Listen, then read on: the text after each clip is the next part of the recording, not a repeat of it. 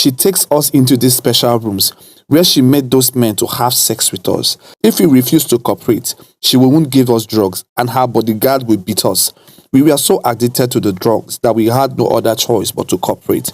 Many of us became pregnant. When we gave birth, they took our babies and we never saw them again.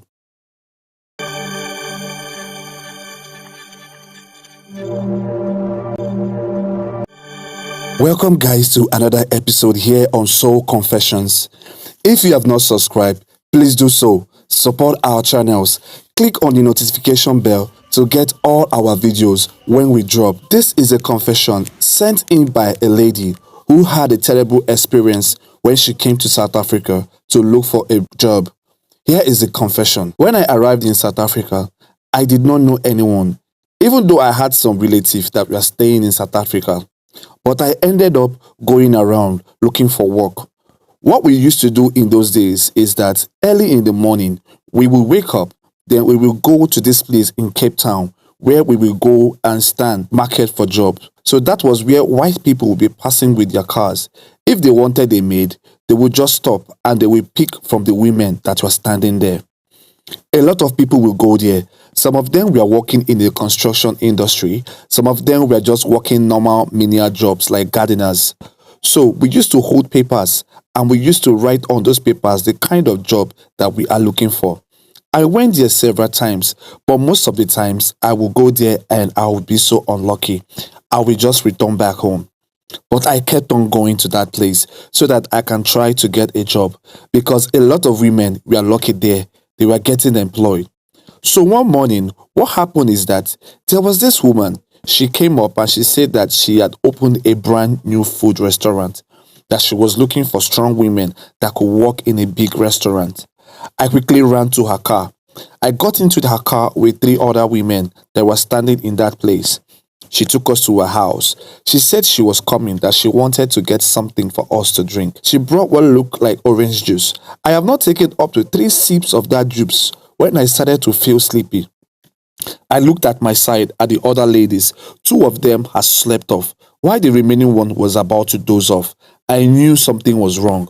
I tried to wake them up, but I too could not hold myself. I slept off just like a baby.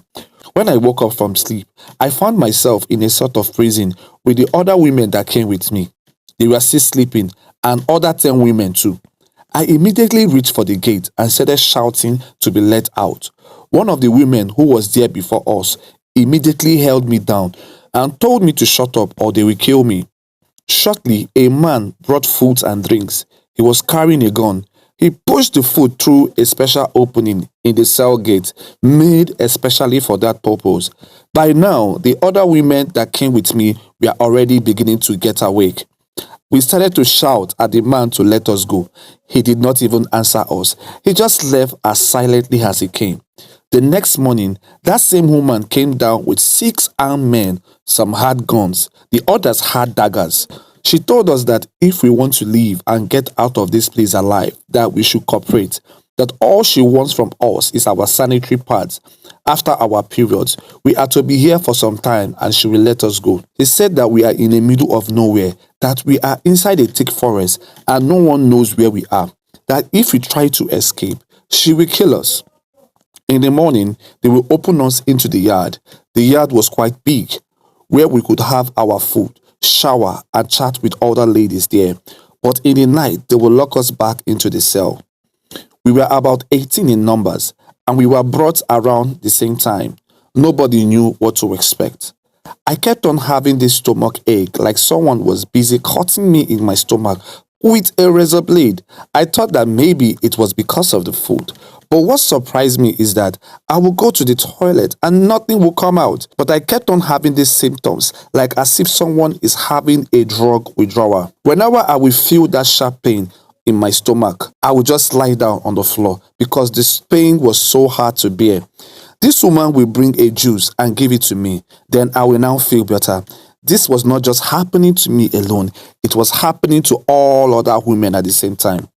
What we did not know that this woman was putting hard drugs into what we were drinking and eating. We became serious drug addicts in a very short time. If we needed some drugs, we needed to do her a favor. then she will give us those drugs. Whenever I'm sober, I will keep thinking about my kids and how I left them back home in Malawi. At that time, when I had come here to South Africa, it was because I had gotten divorced from my husband. I wanted to prove a point that I can be an independent woman. When I arrived in South Africa, I had to move to Cape Town because I had in Cape Town there were a lot of jobs. And here I was in Cape Town, kidnapped by this woman, and I was stuck. There was no way for me to communicate with my ex-husband or my kids. This woman also brought in some men. She takes us into these special rooms where she made those men to have sex with us. These men will have sex with us roughly, and they don't use condoms. If we refuse to cooperate, she won't give us drugs, and her bodyguard will beat us. We were so addicted to the drugs that we had no other choice but to cooperate. Many of us became pregnant. When we gave birth, they took our babies and we never saw them again. Thank God during that time I never got pregnant. Even when I was raped several times, it was as if God was protecting me. What surprised me is that each and every month, I don't know how this woman will know that you are on your period. Because what this woman used to do is that whenever you are on your period, she will just grab your hand. She will take you into a special room that was on the ground floor. She will lock you up in that room in the evening. She will give you a clean sanitary pad so you can put on. Then in the morning, she will come and take that sanitary pad you used throughout the night, the one that was full of blood. I don't know what she was doing to all our sanitary pads. I stayed in that place for 13 months. I never spoke with my kids back home. Whenever I would think about my kids back in Malawi, I would just cry. Why? I know they may be feeling that their mom is dead. Then one day, we were sleeping. This woman walked into that room where we used to sleep and she woke us up. Then she said, "Quickly wear your clothes." After that, we got out of the house and into the driveway. I saw that there was this other car, and this car looked like a family bus and it was red in color. Those bodyguards pushed us into that small bus, about 10 of us. Among those women who were also kidnapped, there were 4 South African girls. Some of the women were from Lesotho. Those men now pushed us into the car. When we got inside the car, they covered our eyes with black clothes so we cannot see where we are going. I noticed that after a long time, while we were driving, after about 5 or 6 hours, they would stop their car and they would drag someone down and push her out of the car. Then by the time they dropped me in Johannesburg, that was when I realized what was happening. Those men were just dumping us all across the country in a place they will know that you will know no one and you will never find your way back. I was in the streets, and when the time came for me to take those drugs, there was no drugs. My body was asking for those drugs. I had no money, did not know where to get those drugs.